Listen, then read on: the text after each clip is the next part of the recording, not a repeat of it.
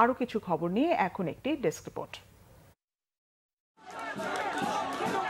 শেখ হাসিনার আমলে বিএনপি ও সাধারণ মানুষের কেড়ে নেওয়া দোকানপাট, ব্যবসা বাণিজ্য ফিরিয়ে দেওয়ার দাবি জানিয়েছেন দলটির স্থায়ী কমিটির সদস্য গয়েশ্বরচন্দ্র রায়।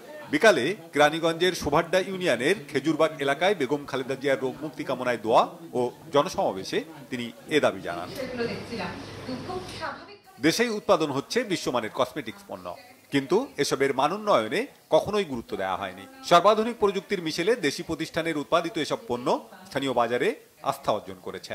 আশার আলো দেখাচ্ছে কয়েকটি নতুন কোম্পানি। তাদের মধ্যে অন্যতম শীর্ষ কোম্পানি রিমার্ক এলএলসি ইউএস এর এফিলিয়েটেড ব্র্যান্ডগুলো সর্বোৎকৃষ্ট পণ্য উৎপাদনে বিশেষ গুরুত্ব দিচ্ছে। রাজধানীর কারওয়ান বাজারে জাতীয় ভোক্তা অধিকার সংরক্ষণ অধিদপ্তর ও Association of Skin Care and Beauty Product Manufacturers and Exporter of Bangladesh যৌথ উদ্যোগে মেড ইন বাংলাদেশ ট্যাগযুক্ত পণ্যের মান বিষয়ে এক সেমিনারে এসব কথা বলেন বিশেষজ্ঞ চিকিৎসক ও খাত সংশ্লিষ্টরা।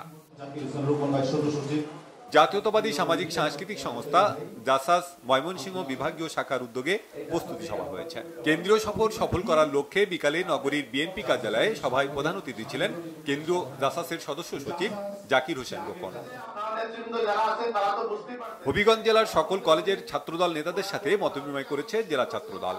দুপুরে হবিগঞ্জ প্রেস ক্লাবে সভায় প্রধান অতিথি ছিলেন কেন্দ্রীয় ছাত্রদল সভাপতি রাকিবুল ইসলাম রাকিব। জেলা ছাত্রদলের সভাপতি শাহ রাজীব আহমেদ রিঙ্গন এর সভাপতিত্বে ও সাধারণ সম্পাদক মোহাম্মদ জিল্লুর রহমানের পরিচালনায় এতে বক্তব্য রাখেন অনেকে। ঢাকা মহানগর মহিলা কলেজের নবীনবরণ অনুষ্ঠান হয়েছে। জাতীয় সঙ্গীত ও পতাকা উত্তোলনের মাধ্যমে অনুষ্ঠানের উদ্বোধন ঘোষণা করা হয়। আনন্দ উদ্দীপনা নিয়ে শিক্ষার্থীরা এতে যোগ দেন। এতে প্রধান অতিথি ছিলেন কলেজের গভর্নিং বডির সভাপতি অবসরপ্রাপ্ত মেজর জেনারেল ডক্টর মনিরুল ইসলাম আখন। বিশেষ অতিথি ছিলেন গভর্নিং বডির বিদ্যুৎসাহী সদস্য প্রফেসর ডক্টর মোহাম্মদ রবিউল ইসলাম। সাম্য ও মানবিক সমাজ বিনির্মাণে নোয়াখালীতে যৌথ কর্মী সভা করেছে যুবদল, স্বেচ্ছাসেবক দল ও ছাত্রদল।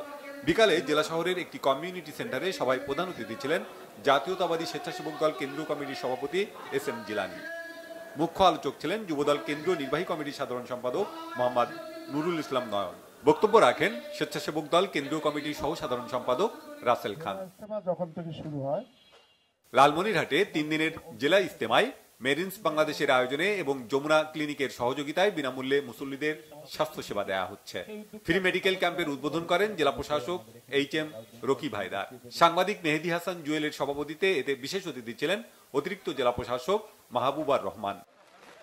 Bangla Vision news desk.